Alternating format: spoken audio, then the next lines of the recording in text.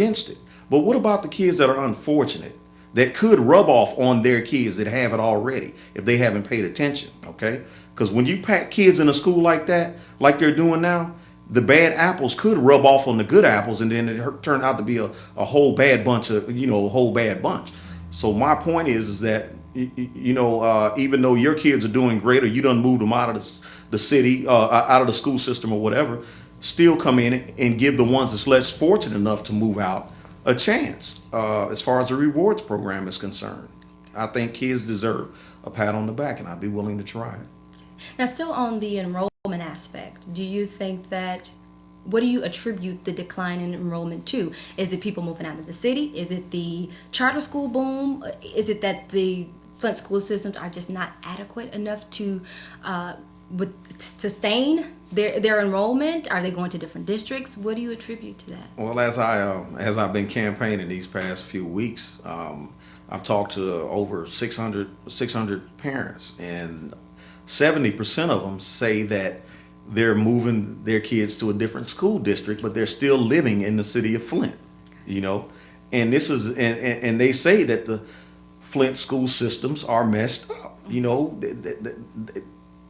They say that they were irritated by the decision of Mr. Milton coming in, but they said the present school board are the ones that voted him in. So it bothered them, and they decided to move their children out. This is just one no, I'll take that back. As 3 people told me that they were, irritated to that fact. So I would say right now, economics have a lot to do with people leaving the state. I can say about 10% did leave, because I've seen a lot of houses up for sale. I don't know if they moved out of the state, but I would say that a lot of them moved their children to different school districts, like what did they say, Carmen? They told me Carmen. Okay. So that's what I would credit a majority of that to. Okay. Well, let's shift a little bit, and let's talk about the high school dropout rate. I pulled up a statistics on the website for Priority Children of Genesee County. Dropout rate for the state in 2004 was 3%. For Genesee County intermediate schools, it was 4%. For Flint, it was at 8%, which is a decrease from 2003 of 10%. What are we going to do about this dropout rate, this high school dropout rate? Well, back again, I think the rewards program will stop a lot of the dropout rate, because they'll see that they're getting something out of what they go for. Another way to prevent the dropout rate is to, I would say, and I'm going to be honest with you, we are put over youth for a reason, and that's to train them, okay? And I believe at the age of 17, when you drop out, you're not an adult at this point. I think that kids ought to be made to stay in school. And if they're not, I think there ought to be a law passed that they should stay in school. And if they're not, then they ought to go to juvenile correctional facility until the end of that year, and then they're let out again to try it again. But I don't think they should just be let run wild because they decide, which they ain't old enough to take care of themselves, whether they should stay in school or not. So I would try to curb the dropout rate by basically just offering them things to try to keep them in, educating them, try letting them have fun, a little bit more fun than trying to be being strict, as opposed to what's going on now. I had the opportunity to be, as I was mentoring, I was talking to this young man about him failing a class or whatever. So just so happened that day, him and the teacher had got into it or whatever have you. As I went into the principal's office with the young man, come to find out, this teacher had written something on this child's notebook saying that you're ugly and leave the cute girls alone. You can only get ugly girls. And this shocked me because at this time, this young man was steady saying that he was turning in his work. It was getting thrown away. So my point is that a lot of these kids drop out because the teachers, and I'm not down on teachers, don't get me wrong, but they don't have the patience to put up with some of these kids. And so they go off and say things and do things to make the kids leave or make them feel like they don't need to be there. And they say, I don't have to put up with this. And they take off and drop out and do whatever it takes because the feeling is better. They have more fun. So I would say hold the teachers to a stricter standard. You know, out of how many kids they have in the class, they would have to have a certain percentage to pass that class, or then we would move another teacher in to try to change it around. So at this time, that young man, he said they closed his class out, that class that he had.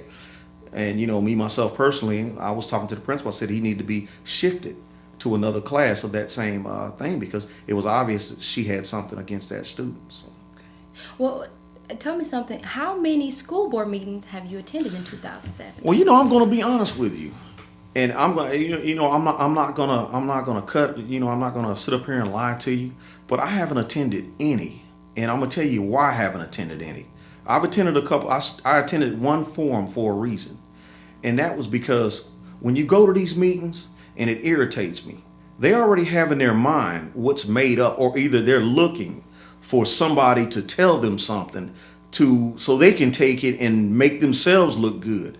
My whole point is that if you're past the time, and this is what elections are for, if you can't think of anything else and your time is up, you need to put someone in there that can get in there and help and get the job done. Don't sit there and have your decisions made and then try to make me look like I'm doing something when really your decisions are already made. And it bothers me. So for me to go sit in and listen on a forum or something like that, I'd rather not, because you're insulting my intelligence. Because a lot of these decisions that have been made, like this forum that I did go to, I was insulted because Mr. Rutherford, okay, he doesn't even live in the city of Flint, but he's making decisions on closing down Flint schools, and that it bothers me. Because he has no interest in it, even though deep in his heart he say he has some interest in it. But it was just certain ideas that it was shocking me. And then come to find out, maybe about a week later, the paper says they're closing down this school, that school, this school, that. That there's a chance in April on April the 9th at the meeting. So what I'm saying is, you didn't tell us that at the forum. You let us find out by the newspaper. So you had already had your decision made what schools you were going to think about shutting down. But you run this forum because it was because you was given some money to fund or run the forum. But you could have been honest with us then and came and told us that there's a chance of this and that and this and that. And this is what bothers me. Nobody's being honest and upfront with people. They're coming, they're shooting them a line, and they're doing something else on the side.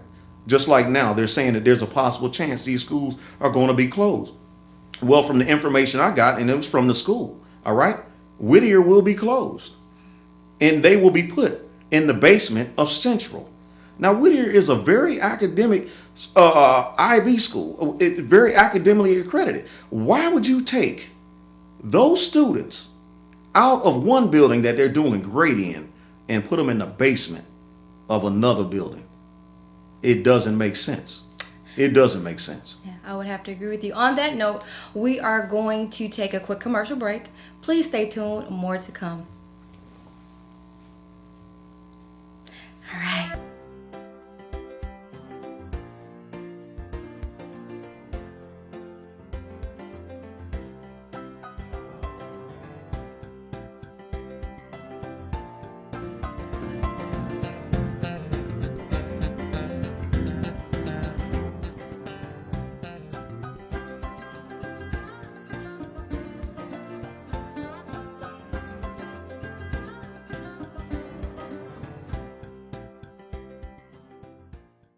Hi, my name's Paul.